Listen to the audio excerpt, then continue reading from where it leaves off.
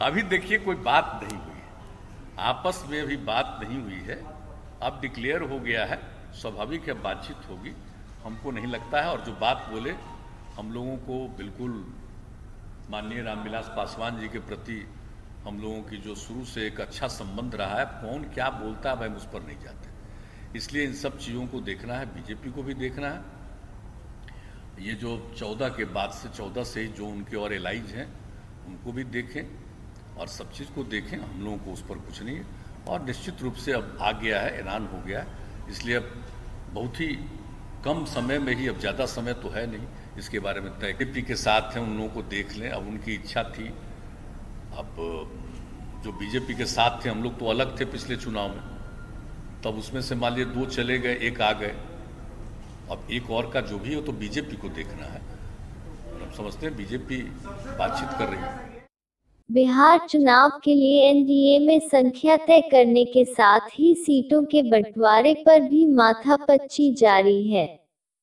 जदयू भाजपा की ओर से जारी मंथन में अब तक 49 सीटें ऐसी चिन्हित हुई हैं, जहां साल 2015 के चुनाव में दोनों ने एक दूसरे को पटकनी दी थी। वहीं राजद से नाता तोड़कर जदयू में शामिल हुए 7 विधायकों के कारण अब इन सीटों पर किसकी दावेदारी हो, इस पर भी जिज कायम है। इस तरह एनडीए में सीट बंटवारे में अभी 56 सीटों की पहचान की गई है, जिसका बंटवारा आला नेता मिल बैठकर ही करेंगे।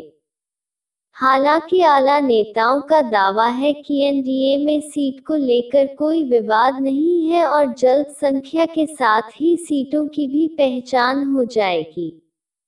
दरअसल साल 2015 के विधानसभा चुनाव की तुलना में इस बार का चुनावी समीकरण अलग है। पिछले चुनाव में जदयू और भाजपा एक दूसरे के खिलाफ थे। इस कारण दोनों दल एक दूसरे के खिलाफ चुनावी मैदान में उतरे थे। विगत चुनाव में जहां जदयू ने भाजपा को 27 सीटों पर चुनाव में हराया था, तो भाजपा ने जदयू को 22 सीटों पर शिकस्त दी थी। अब बदले समीकरण में दोनों दल इस चुनाव में एक साथ मैदान में उतर रहे हैं।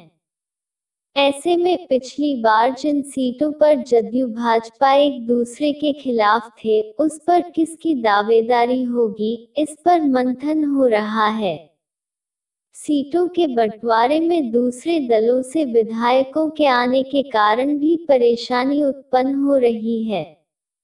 हाल ही में राजद छोड़ 7 विधायक जदयू में शामिल हुए हैं।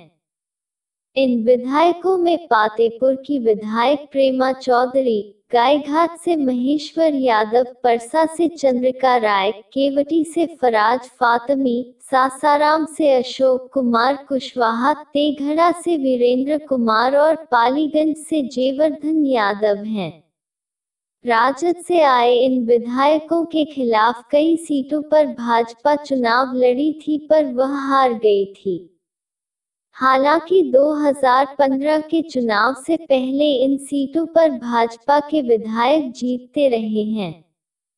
सीटों के बंटवारे में एनडीए के घटक दलों को परंपरागत सीटों से समझौता करना पड़ सकता है। आला नेताओं के अनुसार सीटों के बंटवारे में 2010 आधार बनेगा। साथ ही यह भी देखा जाएगा कि 2015 के चुनाव में उस सीट पर किस दल का कब्जा है।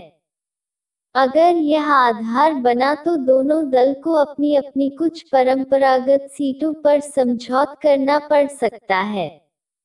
मसलन पालीगंज, परसा जैसी सीट भाजपा की परंपरागत सीट मानी जाती है।